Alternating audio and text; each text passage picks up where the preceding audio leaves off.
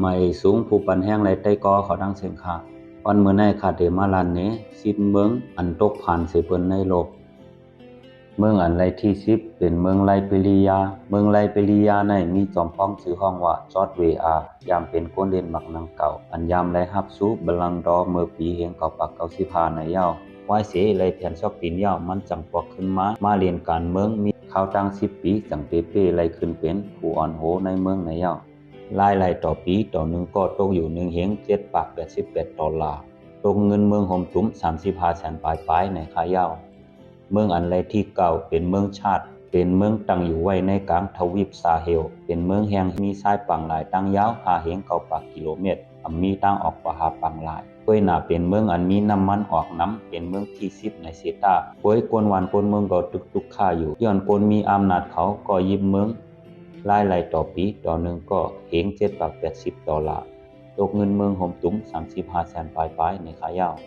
เมืองอันไรที่8เป็นเมืองมาลาวีเป็นเมืองเล็กๆมีอยู่ในกลางทวีปแอฟริกามีตั้งออกกว่า5ปังหลายถูกกินสังก็อัมปอลีย้อนว่าเป็นเมืองแห่งบ่มีผลคนเมืองกำนำไหลอึบอยากเขานำตั้งกินในอยู่ยาวรายต่อปีต่อหนึ่งก็ตกอยู่1เฮง$682ตกเงินเมืองโฮมตุ้ม34แสนปลายเมืองอันไรที่7เป็นเมืองไนเจอร์เมืองไนเจอร์น่ะเป็นเมืองอันแห้งนามีฝนตกผูกซ้อมสังก็อัมบ่ไหลกินนางลินเมืองก็เป็นสายปังหลายกว่าติ๊กยาวก้อยคนเมืองก็ย่อมกันอ่อนกันผูกต้นไม้2ปักล้านต้นนางหือวันเมื่อนาเตลีมาในขายาวรายต่อปีต่อหนึ่งก็ตกอยู่1เฮง$6ตกเงินเมืองโฮมตุ้ม32แสนปลายในขายาวเมืองอันไรที่6เป็นเมืองโมซัมบิกเมืองอันจับปังหลายโคขวางอันออกในเมืองมีนำในเซตาคนเมืองก็ตุกค่าอยู่ย้อนว่ามีผู้ก่อการให้คนยิบกองกลางเขาใครเป็นเจ้าของหมอน้ำมันลิบในยาวรายต่อปีต่อหนึ่งก็ตกอยู่เฮง$550ตกเงินเมืองโฮมตุ้ม31แสนปลายในขายาวเมืองอันไรที่5เป็นเมืองคองโกเมืองคองโกในไรขึ้นชื่อว่าเป็นเมืองติโมโคเรซีในเซตาโดยกะวานเมืองตึกห่างไกลลองติโมโคเรซีอยู่เจอเมื่อเปเยี่ยมเขาปันรอนแล้วเศร้าขอเมื่อปีเฮง1960ป่นมาได้หลาย10ปีกวนเมืองไหลขามตั้งซึกยึดอำนาจวานเมืองก็มานำกึมเฮ็ดให้ปลายมักมีในเมืองก็ยบย่อมเฮ็ดให้คนเมืองตุกค่าได้ต่อปีต่อหนึ่งก็เฮง$470ตรงเงินเมืองโฮมตุ้ม30แสนปลายเมืองที่4เป็นเมืองโซมาเลีย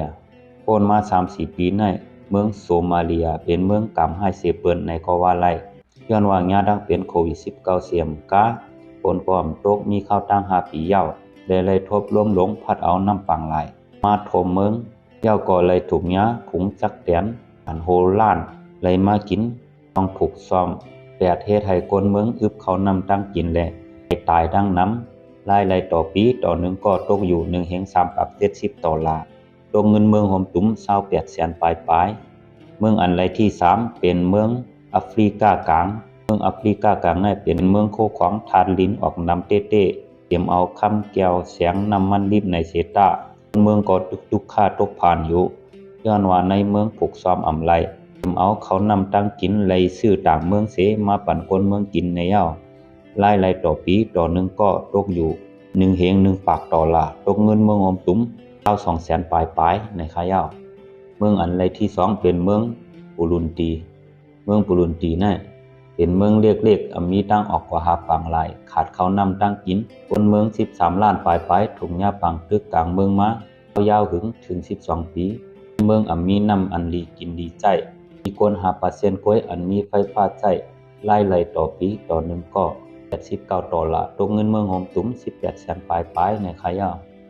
เมืองอันไรที่1เป็นเมืองสุตานใต้เป็นเมืองเกิดใหม่ที่ย้อนผาดออกเมืองสุตานปีเฮง11ป่นมาย้อนลองศาสนาคนเมืองกำน้ำนับย้ำศาสนาคริสต์ในเมืองออกน้ำมันในเซตาย้อนตีผูกซ้อมดีญาลองแตกงากในการเมืองแจกจันทานโกนเพ่งเป้งกันอันเงินก็ตกอยู่ติ๊กในขายาวรายต่อปีต่อหนึ่งก็ตกอยู่$5ตกเงินเมืองโฮมตุ้ม8แสนปลายในขายาว